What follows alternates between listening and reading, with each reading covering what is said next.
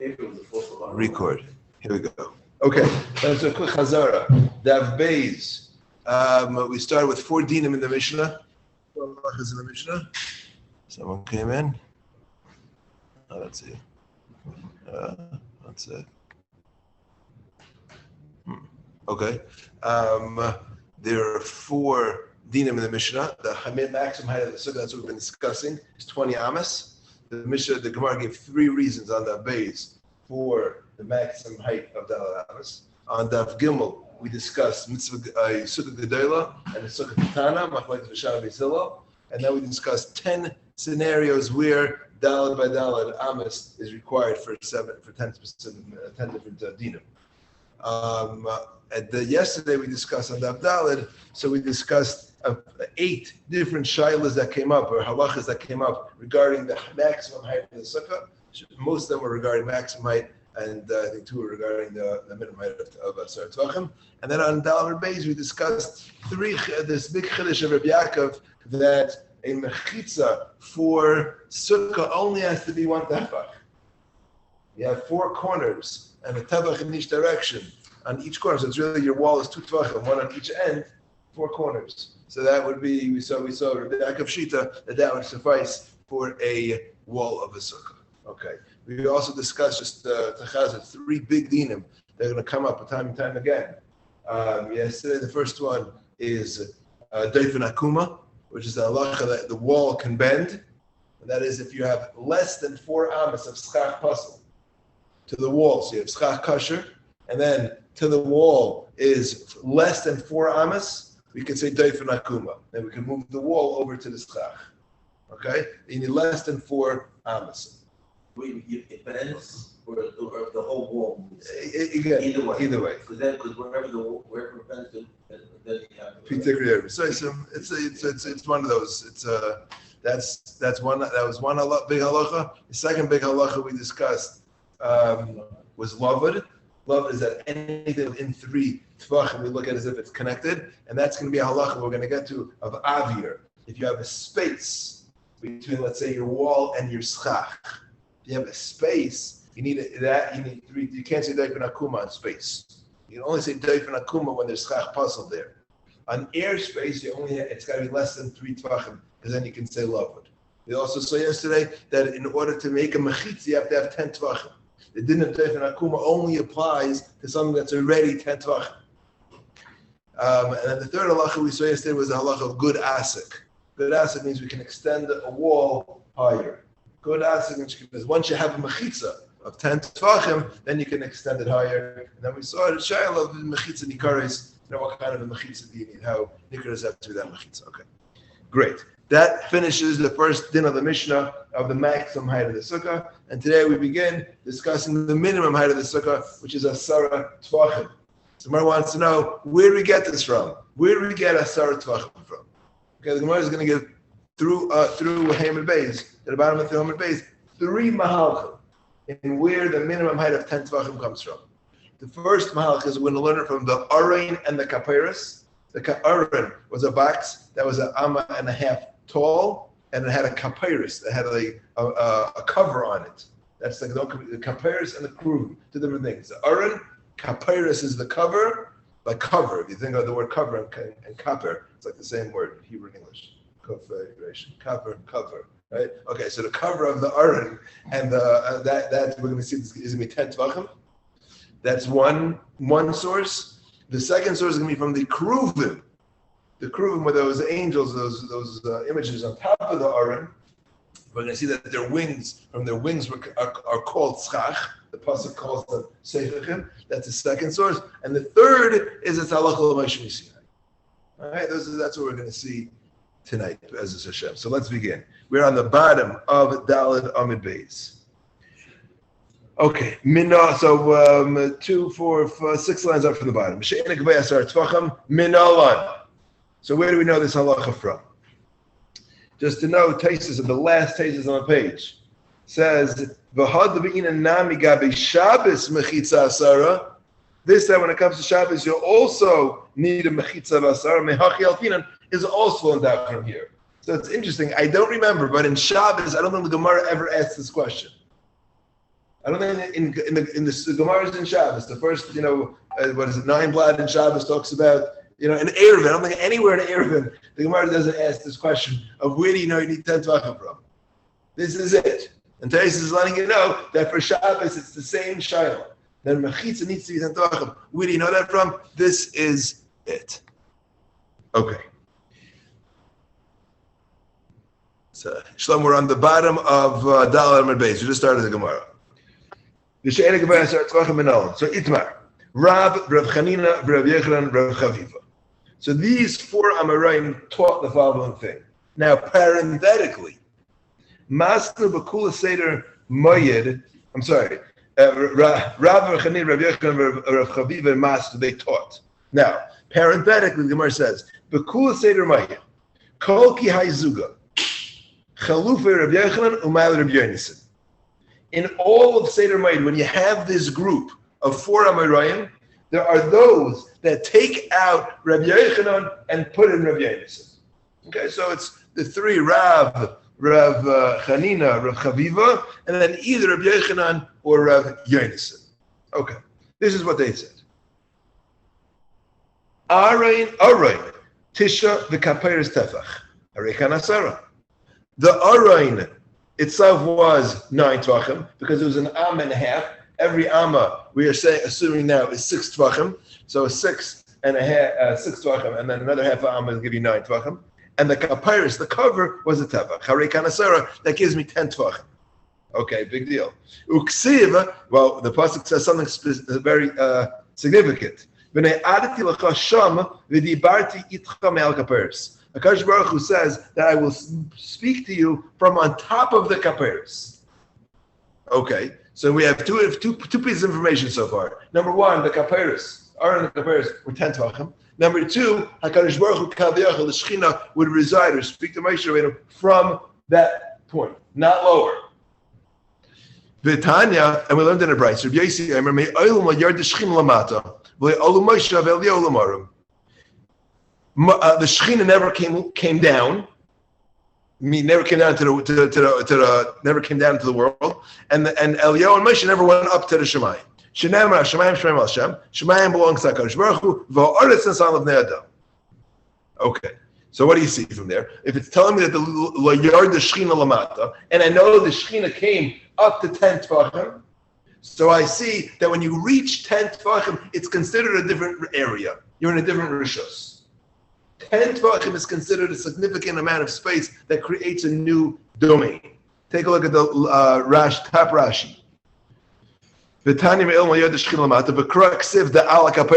pasuk says explicitly that HaKadosh Baruch Hu came on top of the kapyrus. Shema Amina. We see from here, Lamala me'asara mifsaka rishusa. Above 10 is a new domain.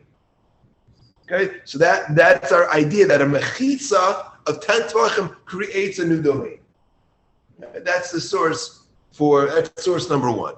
Now, the Gemara is going to be Sukka5 with all the information we just brought, but that's the source. That's a piece of information you got to know. Okay, that the kapyrus and with the Aaron is 10 tvachim, the Shechina was Yarad. Rabbi Yossi says the Shechina was never Yard Lamata. Must be 10 tvachim is a new Rishos. So mechitza, a partition that 10 tvachim creates a new Rishos. Now, then why is going to take issue with all these points? So first of all, Praktik Gemara 4 lines down, the Shechina never came never came down to earth. Vaksiv, you have a pasuk, Vayarad Hashem al Har Sinai. Hashem came down onto Har Sinai. Says the Gemara, L'mal me'asara tvachim. It came down, but he was above 10 tvachim. The Shechina Kaviyachal. Vaksiv va'amdu ragel v'yemahu al Har Zeisim. The Navi Zachariah says that Kaviyachal HaKadosh Baruch Hu stood on Har Zeisim. Also, when it says Lamal Me'asar Tvachim was above 10 Tvachim. Period. Next, and Moshe and Eliyahu. I don't have shot of the next Gemara. I'm going to read it and we'll shake our heads. But that's. Here we go. Moshe and Eliyahu didn't go up to Shemayim. It says it in the Mefurish pasuk. Moshe went up to God. Right? Says Lamata Me'asara. He didn't go all the way up. He was 10 tvachim below. All right. It says that Elio went up in a sari, he went up in a wind up to Shemayim. So he went up to Shemayim too. Gemara also says Lamata Me'asara. He was under 10. Now, the Gemara is not buying this. V'ksiv, there's a Meforsha pasuk which we learned on Shavuos night on Peitas Amid Beis. The Gemara brings us talking about Moshe Rabbeinu. Remember the Gemara, the Agarta there says, HaKadosh Baruch Hu told Moshe, grab onto the Kisei HaKavod and give the Malachim an answer. So the Gemara says, and that's a pasuk. Ma'aches pnei kisei. He allows him to grasp the face of the throne. Parshaz alav ananai, and he spread upon him his cloud. Rabbi Tanchum explains the pasuk Malamed. What is the word parshaz? That's like a weird word. So Rashi explains that it's nitrikan. It's an abbreviation. Parshaz. It's like Rashi Tevis. Shapiresh shakai miziv shchinasai. Va'ananai alav. HaKadosh Baruch Hu was pirish. He spread from his ray of his shechina and his cloud upon him. Okay? The kasha though is that Moshe was grabbing onto the Kisei HaKavod. So what do you mean he was lamata me'asara? He wasn't below 10. He was holding onto the Kisei HaKavod. Gemara answers, Ishtar buve, ishtar bevle, Kisei ad asara. HaKadosh Baruch Hu lowered down, extended the Kisei HaKavod down 10 tvachim, and then he held on to it. Okay. Again, that's the Gemara. I want to look at the Inyakav. I didn't see it, but that's the Shaykh of whether Moshe went up and HaKadosh Baruch Hu came down. It was all Lamata or Lamala Me'asara. Okay. The earth is low enough. Below that. One more time? Up until the earth. I mean, what we are supposedly that Moshe cannot go into the Shemayim. So it was 10 tefachim under the Shemayim. I have no idea. I don't know what that means. The part of HaKadosh Baruch Hu coming down, I guess it means it comes within 10 tefachim. 10 tefachim is like 30 inches. So it doesn't hit the ground. The Shechin doesn't come below 10 tefachim, and I don't know what it means that. I don't know. Okay. Now the Gemara is going to try to figure out, well, how do you know the kapiris? The assumption here, again, assumption number 2, was that the kapiris is a tevach. Gemara is going to know how you know that. So, in fact, the Gemara, Bishlam, Aron Tisha, I am very good that the Aron was 9 tefachim. The Chsev, also Aron at Seishitim, Amasayim v'chetzi arka, it was 2.5 amas long, v'am v'chetzi rachbay, and an am and a half wide, v'am v'chetzi kamasa, and an am and a half tall. So, an am and a half is 9 tefachim. That's great. How do you know the kapiris was the tefach? Okay. So it doesn't give us a shear for the covenant. There's no shear for that. In the Torah. The Torah doesn't say. No, it's a separate piece. Correct. So the one says like this: the Tani Reb Chanina taught, Kol HaKelim Sh'asa Moshe Nastam Ben Torah Midas Arka, no Midas Rachman, no Midas Kamasa. So all of the kelim that Moshe made, the Torah gave the measurements. Kapiris, but when it comes to the kapiris, midas arka, midas rachba nasna, the width and the length it gave. Midas kamasa, but the thickness or its height, like nasna, it didn't give. So what should you do? Say lamad. So go and learn mipachas shebekalim, from the smallest of the kalim. Well, that's fair. Shenema, the pasuk says vasisa le'mizgeres. There was a rim around the shulchan, and it was a tefach saviv. It was a tefach high, and it went around the shulchan. Ma'ala tefach, just like there it was a tefach, just like this misgaris was a tefach, so too the kapiris was also a tefach. Okay, well the Gemara says v'neilaf mikelim gufayu. Why don't we learn from the kelim themselves?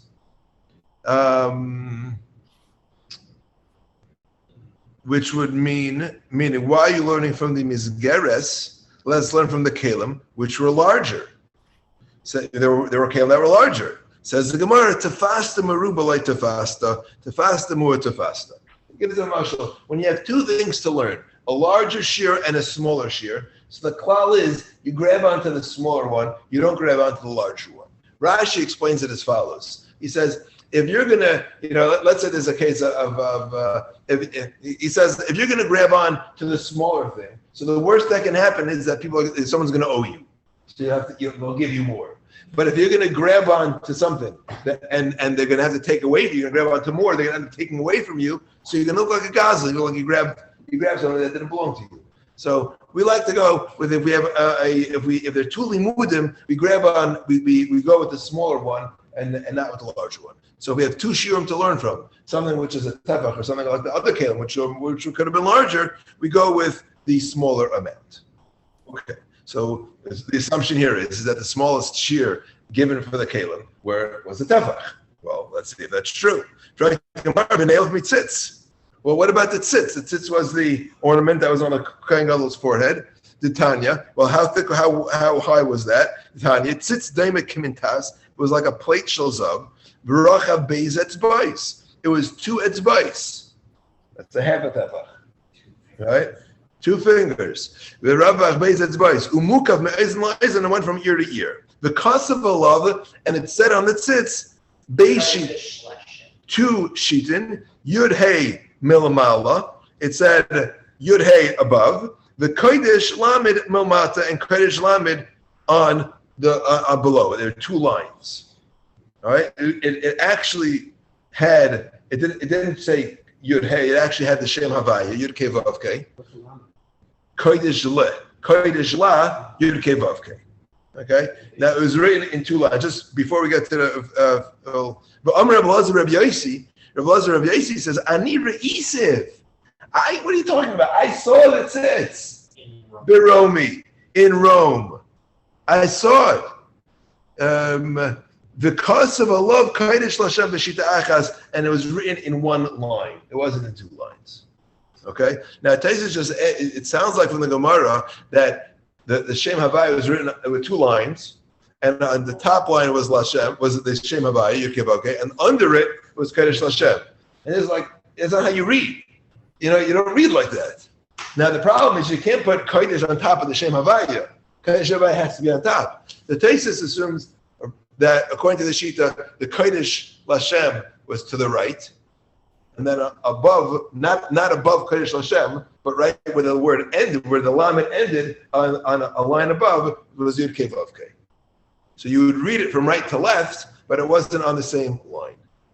That's what Taisus says in the second one. The first Taisus is bothered. It's interesting. So before we get to the kasha, the Taisus is bothered by what's up with the. There's an issue. You're not to be hoiga isiyosef. The reason why when we say the shem havai, we don't say we never spell out the shem. Even when you spell it, you say yud kei vav kei. We don't spell it out because there's an issue of being hoiga to speak out the shem havaya. So it says like, well, so why is the Tana saying yud and hey? Why is he saying that? Taisus says, "Alabi she yud hey shem gomer." Yud hey is a name of Hashem. So you're being hoiga. Shem b'Isiyosef. So it says Ein Zahig Shem b'Isiyosef. It's not considered that a masker shtei Isiyos. If you just say 2 letters, Kivan the Ein Maskirim l'Shem Shtem Shalom, because you're not here. The shame that you're looking to say is the Shem Havaya. So being that you're not planning on saying the whole shame, saying Yud Hey is okay. If you were trying to say the shame of Ka, then saying Yud and then saying Hey would be a problem, according to the first Teretz. But here, where you're trying to say the Shem Havaya and you're only saying part of it, that's not considered being Hoiga Shem. So, first Teretz. V'Oid says Hoiga Shem B'Isiyosef appears b'Kodesh Shadesh Oisios Al Shem Ben Arbaim V'Shtayim Avapikin. Okay, Teretz says, well, really, this Isser being Hoiga of saying the name is not with the Shem Havaya. It's only by the Shem Ben Beis. It doesn't apply to any of the other Shems. Even so, Taisus finishes off. We are not zahir with all the shems that are kodesh. We don't say them out, and we use a kinoi for all of them. Okay, back in the Gemara, we have a question. The Gemara is trying to figure out. We're on Hamad Aleph, about 4 lines down into the wide lines. So the Gemara is trying to figure out how do you know that the kapyrus was a tefach thick? The Gemara first said, let's learn it out from the mizgeres, which was on the shulchan, which was a tefach. Where it says, well, why didn't you learn it out from the tzitz? Which is tzitz was only 2 tzitz, 2 etzbais. It's even smaller. So tefasta meruba would tell you to take from the tzitz. So the Gemara answers in the middle of 4 lines down on the wide lines, done in kli mikli, ve'ein done in kli mitachshit. Because the mizgeres was a kli, and the kapyrus is a kli, And the tzitz is not considered a kli, it's called an ornament. It's a tachshit, it's an ornament. And therefore, it's jewelry. So we're not going to learn a kli from jewelry. So, for Akdamar, V'nei of Mizar, what are the zer? Why don't we learn from the zer, which was a crown that went around the shulchan and the mizbeach, which was, and what was the shear of the zer? The Amar Mar, zer was masher. That could be any amount. It didn't have any shear. So why are you learning from the mizgeris of the shulchan? Let's learn from the zer. So again, the Gemara answer is done in kli mikli, ain't done in kli mehechsher kli. The zer was not a necessary component for the table, so it's considered decorative. It's like a finish. A hechsher kli would be a finishing on the kli, as opposed to the mizgeret, which was actually necessary for building the shulchan. The Gemara says, well, not so fast. Yachi mizgeres nami hechsher kli. The mizgeres is also decorative. Well, the Gemara says, Mizgarti lamatais. No, the Mizgaris was actually the four legs of the table were connected to the Mizgaris, and then the Shulchan was placed on top of it. Right? Like you have a lot of times on like that table in the back there, on the gray table. So there's a frame, right? That's the Mizgaris, and the table is put on top of the frame. So then it's not a hechsher kli. That's not a finishing. That's actually the kli itself. So therefore, we learn from there. Correct to Gemara, that's only good. That's only good according to the mandam that said it was on the bottom.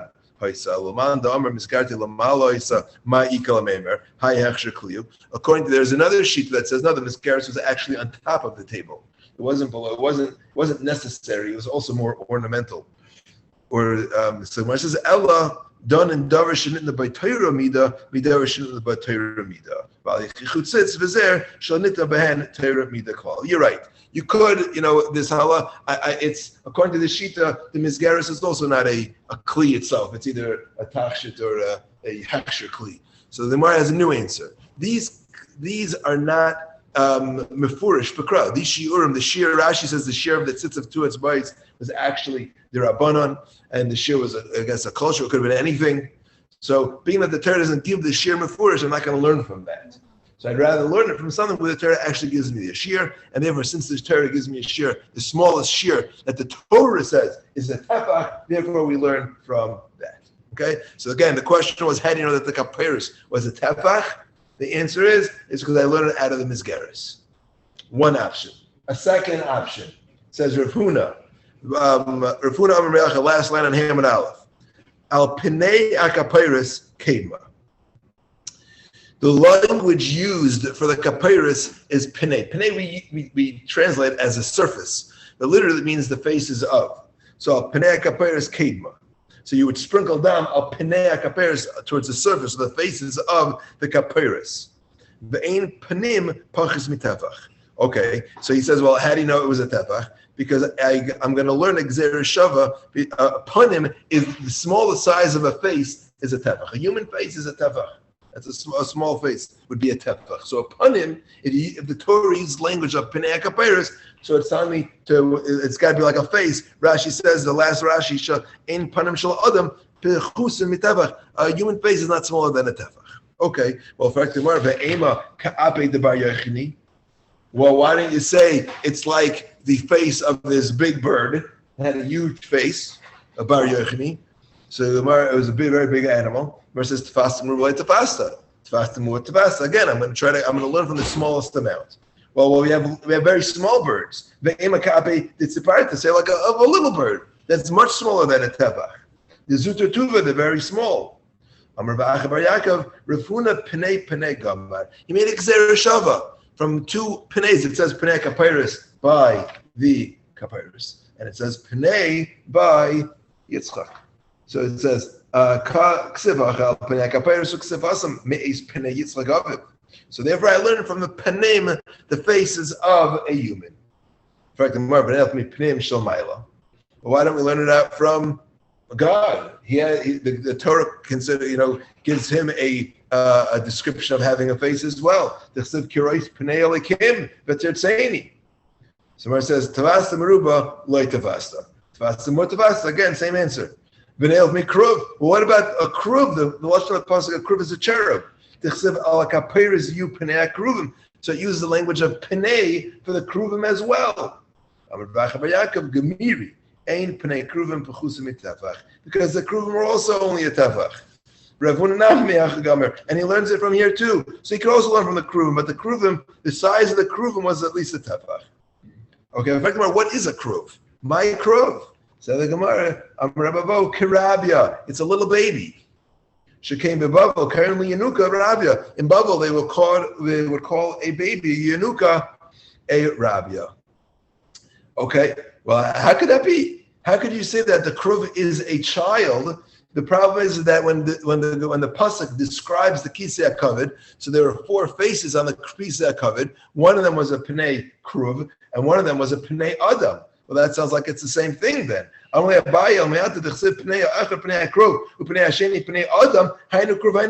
the same thing. Tomorrow answers, no, Kruv is a small face, and Adam was a large face. So it could be, they were 2, but they were different sizes. Okay, so that finishes this drasha. Again, we're learning here that the shear of 10 tvachim for mechitza is being learned from the Aron and the kaperes together, which were 10 tvachim, and God came down spoke to Moshe from there. So you see, but it says Hashem didn't come down to earth. So you see that 10 tvachim makes a new rishus. Had you know the kaperes was a tefach thick, either we're going to learn it from the Mizgeres, which was a tefach, or we're going to learn it from Gzer Shavah Pnei Pnei, from the face of a person. Great. That is Shita number 1. Shita number 2. Well, as a kasha first. Umimai de chalala asara bar mischacha, ema bahada ischacha. How do you know if you're learning out from the kapiris? Well, how do you know you need airspace, the halal, the empty space under the schach needs to be 10 tvachim? Well, there was an empty space of 10 tvachim in the Aron because the kapiris was a tefach thick. So you only had 9 tvachim. So how do you know that you need 10 tvachim of empty space? Maybe you could do less than that. So that's the kasha that the Gemara has. The Gemara gives a new teretz. Ella mi beis elamim gamar. Okay, so we're going to give a new teretz. We're going to learn that from the Beis Hamikdash. The Kruvim specifically, we're going to use the dimensions in the Beis Hamikdash to learn out this year. So you got to hold up for this one. You got to hold on to for this one. Okay, here we go. Ella mi beis elamim gamar. Dichsev. It says by the Beis Hamikdash. Va'bayis ashabana shloima. Hamelach Shloima Lashem, the house that Shlomo Melech built for Hashem. Shishim Amma Arkai, it was 60 amas long, Esrim Rachbai, 20 amas wide, Ushloishim Amma Kaimasai, and it was 30 amas tall. Okay, it's referring to the Heichel. Okay, so Uksiv, it also says that Shlomo Melech built Kruvim. Kaimas hakruva echad was eser ba'ama. V'chein hakruva sheni. They were not on top of the aron. They were independent kruvim that were on the ground, and they were 10 amas tall. Okay. V'tanya, we learned in a brisa. Ma matzinu b'beis elamim. Kruvim b'shlish habayis hein aimdim. Well, if we know that in the Beis Hamikdash, it's explicit that the kruvim took up a third of the height of the Beis Hamikdash. Again, the Beis Hamikdash was 30 amas tall, and the Kruvim were 10 amas tall. So it was a third of the space. So the Gemara says, Mishkanami, in the Mishkan, also Kruvim b'shlish habayis hein oimdim. In the Mishkan, the Kruvim were also, at the top of the Kruvim was a third of the height of the Mishkan. Okay, Mishkan Kamahavi. How tall was the Mishkan? Esra Amas. It was 10 Amas tall. Tichsev Esra Amas Erech HaKeresh. Each pole was 10 Amas tall. So we know it was 10 Amas. How many Tvachim is 10 Amas? Well, there's 6 Tvachim in an Amma, so the Mishkan was 60 Tvachim tall. Kamahavi Lehu Shitin Pushchi. Pushchi is the Aramaic word for Tvachim. It was 60 Tvachim. Okay, so how much is this third of that? Tilse Kamahavi is Esrim Pushchi, so it's going to be 20 Tvachim. Okay, so we know now that the top of the Kruvim were 20 Tvachim above the ground. Dal Asara the Aron V'Kaperes. minus subtract 10 tvachim of the aron and the kapiris, pashaluhu asara, we're left with 10 tvachim. Okay, so that just gave me a formula how I figured out that the top of the kruvim were 10 tvachim above the kapiris, above the aron. Okay, so what? Well, here's a pasuk. The pasuk says, "V'hayu hakruvim parshe kanafayim lamala." The kruvim had their wings spread upwards, "Seichechim bekanfeim ala kapiris," and they were covering with their wings on the kapiris. Kar yerachman eschacha. So you see, what does the Torah consider schach? A covering. Lamala me'asara. If it's above 10 tvachim, the Torah considers schach something which is covering, meaning if it was less than tvachim, we wouldn't call it schach, we would call it, something else. It was a cover. It wouldn't be an independent schach that it's giving a coverage. So if it's covering it with airspace of 10 tvachim.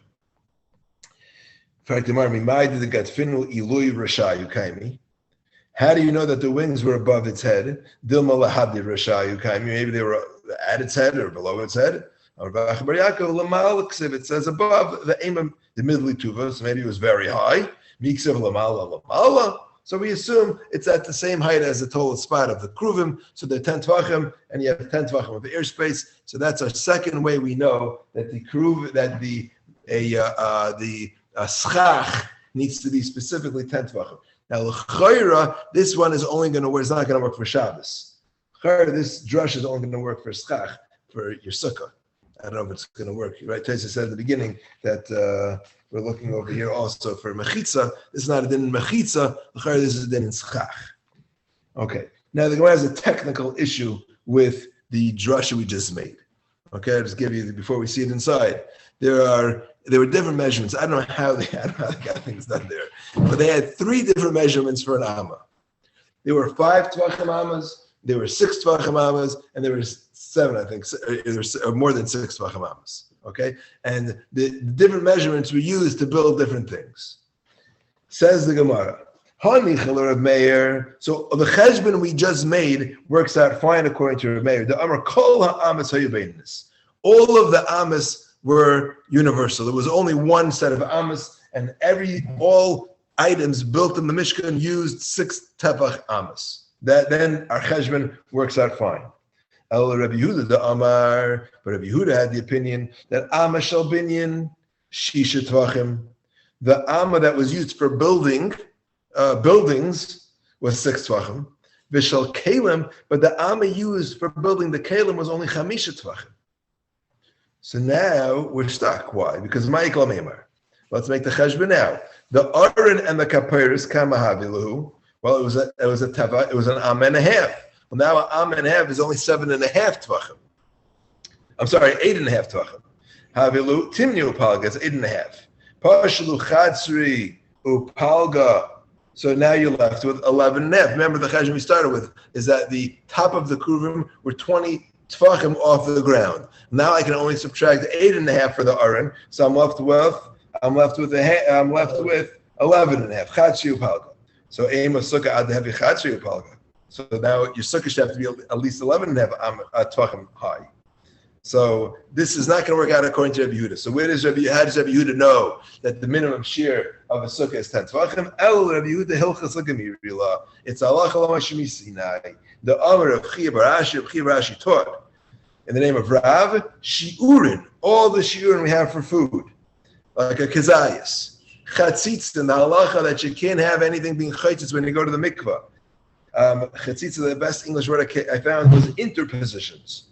Things between you and the water. And mechitzas, the laws of mechitza are all halach l'mayshmi Sinai. So again, from Daf Hey, we learned the Gemara's question was, how do you know the minimum shear for a sukkah is 10 tvachim? And we're at 3 sources, either from the aron and the kapiris, together with 10 tvachim, or it's from the keruvim, it's called schach, and there was an area of 10 tvachim, or it's halach l'mayshmi Sinai.